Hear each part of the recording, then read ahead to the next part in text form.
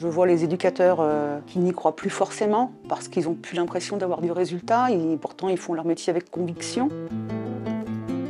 Cette implication, elle permet aux personnes de pouvoir croire en elles, de pouvoir se construire, se reconstruire, de pouvoir se réparer pour certaines.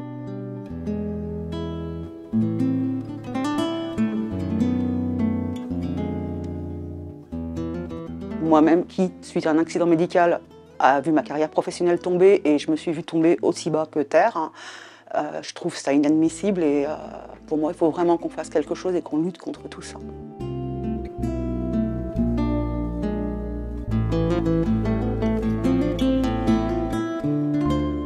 Ceux qui sont vraiment au sein du foyer ne peuvent plus bouger. On ne peut plus rentrer les personnes qui sont dehors ou qui arrivent de nulle part. Donc on a de plus en plus de gens dans la rue et tout est obturé, quoi. C'est la longueur des démarches administratives, la complexité que ça a, et puis aussi le problème du numérique et tout ça.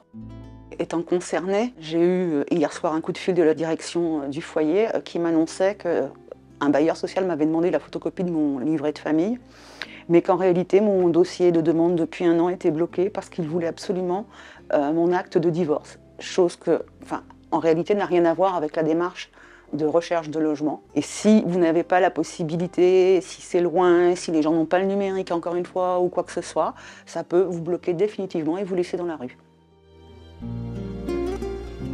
Ça devient quelque chose d'usant, et même pour les travailleurs sociaux qui s'usent eux-mêmes. Et un jour ou l'autre, ces gens, il y en aura de moins en moins.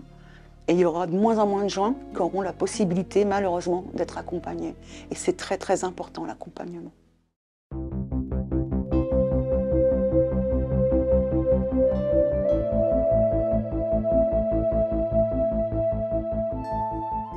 Nous souffrons d'invisibilité. Il y a un réel manque de reconnaissance pour ces métiers du lien qui s'exercent souvent dans des conditions difficiles, méconnues. Il y a bien eu cette prime Ségur qui a été accordée au personnel du secteur médical, mais qui n'a été étendue que partiellement au secteur médico-social, créant des disparités même au sein des équipes.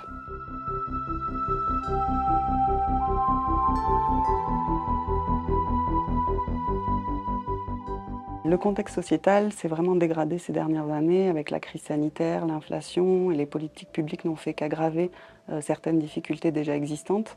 On voit justement lors d'une dernière étude Ipsos que 58% des Français craignent de basculer dans la précarité. En même temps, nous sommes en grande difficulté et mis à mal tous les jours pour exercer notre mission. On est confronté à de nombreuses difficultés, par exemple la dématérialisation, qui ne permet plus à toutes et à tous d'accéder à leurs droits. Demander un rendez-vous en préfecture, demander une prestation à la CAF, un document d'identité, c'est devenu un vrai parcours du combattant, même pour des personnes initiées, avec un accès à Internet, donc les autres abandonnent très facilement.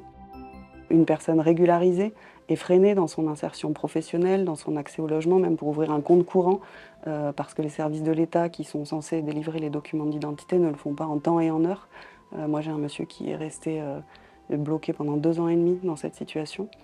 La question du relogement est très complexe aujourd'hui, avec la réduction du parc social, l'augmentation des coûts des fluides, avec la crise énergétique, le coût des logements, les délais des mises en place des mesures d'accompagnement au sein même des logements.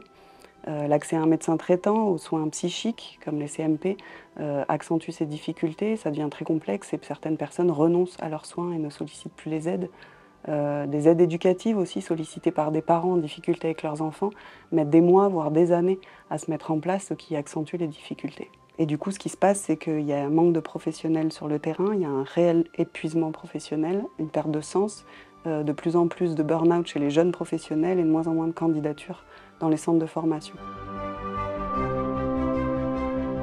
Les pouvoirs publics doivent comprendre que notre enjeu aujourd'hui, c'est un réel manque de moyens et qu'ils doivent prendre conscience du caractère essentiel de nos missions et de prendre soin de ces acteurs pour la société d'aujourd'hui et celle de demain.